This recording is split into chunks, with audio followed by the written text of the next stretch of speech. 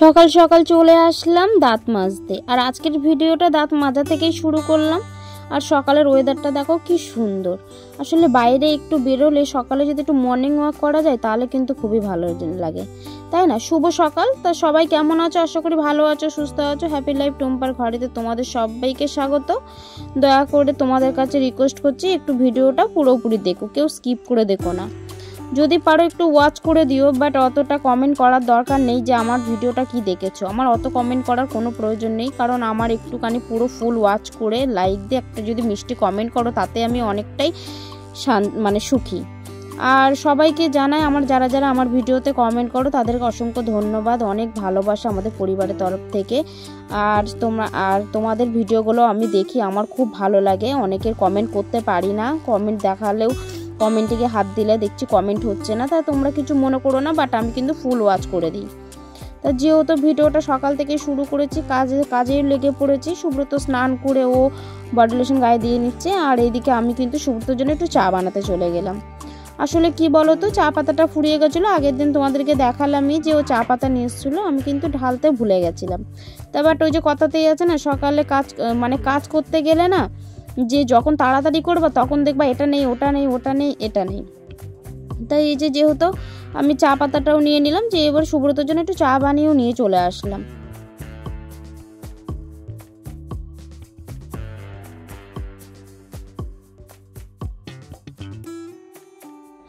আর এই দেখো যথারীতি আমি গাছ পরিষ্কার করতে চলে আসলাম। অনেক দিন হলো গাছটা পরিষ্কার করা হয়নি, তো ভাবলাম চলো আজকে একটুখানি গাছটা পরিষ্কার করে নিই। আর কেমন কি বলো তো, ঘর দোর যখন ঝাড় দেওয়া হয় না তখন কিন্তু গাছগুলোতে প্রচণ্ড ধুলো পড়ে, আর একদম দেখতে ভালো লাগে না।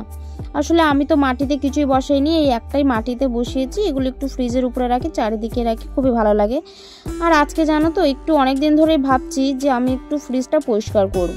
তো যেহেতু আজকে একটু সময়ও পেলাম, আর জলটা দেখলাম ছিল অনেকক্ষণ ধরে, তাই জন্য এই যে ফ্রিজটাও আর জিনিসপত্রগুলো বাইরে নিয়ে এসে আগে পরিষ্কার করে নিচ্ছি। আসলে কি বলো তো, ভাবলাম ঘরের কাজটা পরে করব, আগে ফ্রিজের কাজটা করে নিই, কারণ ফ্রিজটা অনেক দিনই হলো পরিষ্কার করা হয়নি।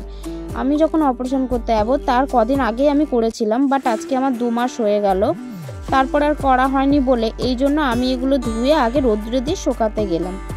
আসলে কি বলো তো, একটু ফ্রিজের মধ্যে একটু আলাদা টাইপের কিছু জিনিস রাখলে, মাছ রাখলে প্রচণ্ড গন্ধ হয়, তাই জন্য ওইদিকে গুছিয়ে টুচিয়ে চলে আসলাম খাটটা গোছাতে।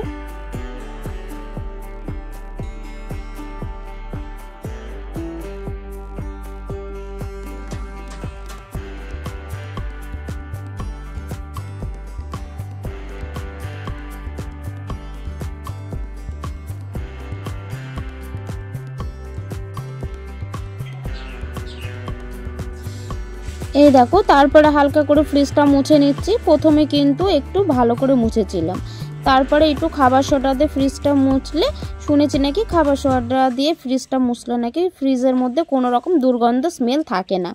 এই জন্য আমার সবার ফার্স্টে একটু ভালো করে পরিষ্কার করে নিয়েছি, তারপরে একটু রুমালটা ধুয়ে ওর মধ্যে একটু খাবার সোডা নিয়ে পুরো ফ্রিজটা মুছে নিলাম। তারপরে এক এক করে ওগুলো সব শুকিয়ে গেছে, আমি যেহেতু ধুয়েছিলাম তোমরা তো দেখলেই, আর সেগুলো সব শুকিয়ে গেছে, তাও এক এক করে সব লাগিয়ে নিচ্ছি।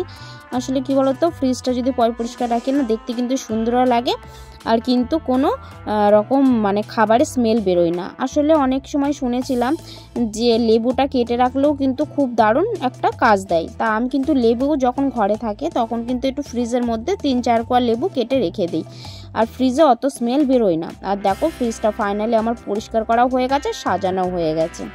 এদিকে ফ্রিজের কাজটা কমপ্লিট হয়ে গেছে। আজকে আর একটা বড় সড়ো কাজ ছিল, সেটা হচ্ছে মাসের বাজার লেখা। আসলে এটা সুব্রত বলছিল আজকে 10 দিন ধরে যে মাসের বাজারটা লেখা শুরু করো, কারণ আমার 10 দিন ধরে বললে আরও 10 দিন আমার লেগে যায়, ভুলেই যাই আমি। আর যাই হোক দেখো মাসের বাজারটাও লেখা শুরু করে দিয়েছে। এদিকে মা আমাকে খেতে ডাকছে, তা আমি ফটাফট খেতেও চলে আসলাম। সকালে একটু খিদেটাও পেয়ে গেছিলো, তাই জন্য ভাবলাম ওদিকের কাজটা করে এদিকে চলে আসি। এদিকে মা ভাতটা বেড়ে আমাদেরকে ডাকলো, আর আমরা সবাই মিলে রোদ্দুরে মজা করে ভাতটা খেয়ে নিচ্ছি। এই যে কাকু এসছে জামা কাপড় নিয়ে, চাদর নিয়ে।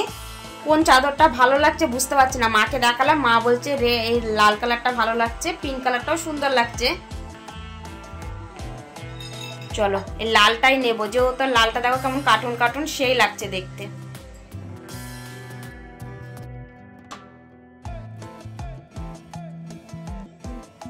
ভালো লাগছে দেখতে, খুব সুন্দর লাগছে। বাচ্চাদের ভালো লাগবে, গোলুর তো আরো বেশি পছন্দ করবে, গোলু তৃষা ভালো লাগছে। তারপরে চলে আসলাম ভাত নিয়ে দুপুরে। আর দুপুরে কি কি খাবার হয়েছে সেটা তোমাদেরকে তো দেখিয়ে দিচ্ছি। দুপুরে গরম গরম ভাত, ডিম ভাজা আর 5 মেশালি সবজি আর একটু সয়াবিনের তরকারি করা হয়েছে। এটা দুপুরের মেনু। আসলে দুপুরে এই দিয়ে খাওয়া দাওয়া হয়েছে আজকে।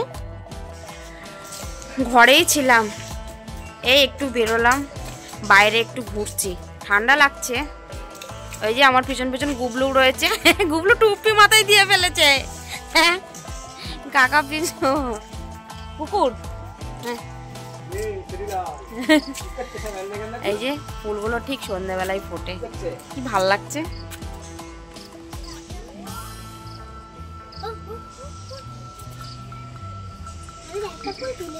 তুলেছিস? এই দেখো গুবলু ফুল তুলে নিয়েছে। ও কাকি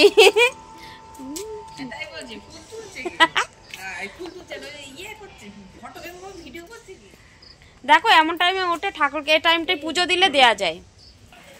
গোলু চা বিস্কুট খেয়েছিস? ভালো করে বল আগে। না খায়নি, ও চা বিস্কুট খায়নি। চল আয় আবার একটু আয়, ঘুরি। ঘরের মধ্যে সারাক্ষণ ভালো লাগছে না, শীত করছে। ও গোলু দেখো ড্রেস, দেখো গোলুর ড্রেস, আবার বলছে মাথায় টুপিটা দিই। একটু ঘুরি তারপরে ঘরে ঢুকবো। এই দেখো আমাদের পোলো সোনা চলে এসছে। আসলে পোলো সোনারা কিছু কেনাকাটা করতে এসেছিল, কেনাকাটা করে আমাদের বাড়ির থেকে একটু ঘুরে গেল। আসলে দেখো কি সুন্দর হাততালি দিচ্ছে, আর দেখো মাথাটাও নাড়ছে। ওর কিন্তু খেতেও কোনো সমস্যা নেই, ওর কিন্তু কোনোতেই সমস্যা নেই, ও কিন্তু সবার সাথে খুব সুন্দর আনন্দ ফুর্তিতে থাকে। আসলে ওকে না একটু কাঁদে না, আমার খুব ভালো লাগে এই জন্য। আর আমার মেয়ে দেখো ওর সাথে দুষ্টুমি করছে, সেই দুষ্টুমিতে ও মেতে রয়েছে। সুব্রত কাজ থেকে বাড়ি আসলো, এসে চা খাচ্ছি দুজনা একসাথে।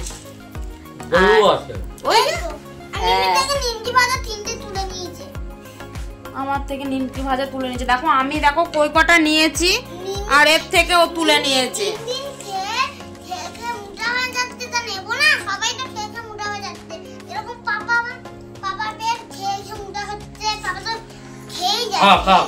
তুই খা। তাই এই যে ওর চা করে দিলাম, তার সাথে আমি একটু চা করে নিলাম। আমার ভাল লাগে মানে শীতের দিনে না 2-3 বার চা খেতে সত্যি ভালো লাগে। মনে হচ্ছে কিছু টার্গেট নিচ্ছে বলার। আর আমি আমার বোনের নাচ দেখছি। ওর টার্গেট নিচ্ছে কিছু বলার, ওই যে ওর বোনকে খুব ভালোবাসে গো। আমি এই বাড়িতে এসে মানে যখন কাজ থেকে বাড়ি ফিরে এসে বোনের চ্যানেলটা আমি দেখি, রোজ দেখে নিয়ে, ঠিক আছে, আমি ওর এই নাচগুলো দেখি, কোনটা ভালো লাগে।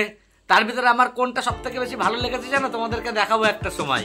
ওর আরেকটা মানে ভিডিও রয়েছে, শর্টস রয়েছে। এরকম আমি আমার বোনের প্রত্যেক দিন দেখি কোনটায় কত ভিউজ হচ্ছে, কোনটায় কত সাবস্ক্রাইব হচ্ছে, কোনটায় কত লাইক হচ্ছে, কমেন্ট হচ্ছে। আর সব থেকে বড় কথা জানো, আমার বোনের এই একটা এমন ভিডিও রয়েছে মানে যেটাতে আমি খুব খুশি হয়েছি, যে দেখাচ্ছি তোমাদের। দাঁড়াও 1 মিনিট, একটুখানি ধরো। এই দেখো এই ভিডিও, এই দেখো এই ভিডিওটাতে এই দেখো, সরি, এই যে এই ভিডিওটাতে দেখো 1 কোটি ভিউজ আছে, ঠিক আছে। এই ভিডিওটাতে দেখো 1 কোটি ভিউজ আছে। দেখো এই ভিডিওটাতে ওর 1 কোটি ভিউজ আছে, ঠিক আছে। আর লাইক আছে 5 লাখ, লাইক হচ্ছে 5 লাখ। বুঝতে পারছো কিনা আমি জানি না। এই ভিডিও তো লাইক আছে 5 লাখ আর ভিউজ আছে 1 কোটি। তা তোমরা তো সবাই জানো, এটা তো নতুন কিছু না যে আমি আমার বোনকে প্রচন্ড ভালোবাসি। আর প্রত্যেকদিন বাড়িতে এসে আমি ওর চ্যানেলটা দেখি। আর আজকে টুম্পা আমাকে বলছে তাহলে আমাদের চ্যানেল কি হবে। আমি বললাম আমাদের চ্যানেল টাইম পাস করার জন্য আমরা মানে খুলেছি। এখন আমরা হ্যাঁ একটা সময় খুলেছিলাম যে চ্যানেল মনিটাইজ হবে, ওই চ্যানেল নিয়ে মানে কাজ করব, কিন্তু এখন আর ওই সমস্ত কোনো চিন্তা ভাবনা নেই। এখন বোনের চ্যানেল নিয়ে আমরা মানে রয়েছি, যাতে ওই গরিব মানুষটার যাতে একটুখানি উপকার করতে পারি আমি। আর আমারটা তোমাদের সঙ্গে যেরকম প্রত্যেকদিন শেয়ার করি, যেরকম ভাবে মানে এটা জাস্ট আমার কাছে তোমাদের সঙ্গে ভিডিও ছাড়তে হবে, তোমরা দেখবা, তোমরা কমেন্ট করবা, আমরা এই আশাতে ভিডিও ছাড়ি এখন। আমাদের চ্যানেল মনিটাইজ হবে, ওখান থেকে টাকা ইনকাম করব, এই হিসাবে না, সেটা প্রথমে ছিল। পরিবার হয়ে গেছে, সেই পরিবারের জন্য আমরা ভিডিও ছাড়ি, যে আমরাও কি করছি না করছি তাদেরকে একটু শেয়ার করি, তাই না? আমরা কি করছি না করছি একটু তাদেরকেও দেখাই, তাদের সাথে একটু শেয়ার করি। আর কমেন্ট আছে, এত সুন্দর সুন্দর কমেন্টের জন্য না আরো ভিডিওটা ছাড়তে। যাই হোক, তোমরা সাথে থাকো, ভিডিওটা দেখতে থাকো, কেমন লাগলো অবশ্যই কমেন্ট করো। আর যদি ভালো লেগে থাকে সাবস্ক্রাইব করে পাশে থেকে যেও, আর যদি বেশি ভালো লেগে থাকে একটু শেয়ার করে দিও, ঠিক আছে? আজকের ভিডিওটা এই পর্যন্তই থাকলো। সবাই ভালো থেকো, সুস্থ থেকো, টাটা, গুড নাইট। টাটা করে দাও, টাটা। ওই যে গোলু টাটা করে দিচ্ছে। চাটা আমাকে দিয়ে দিয়েছো? মোটাও না, আমি খাবো।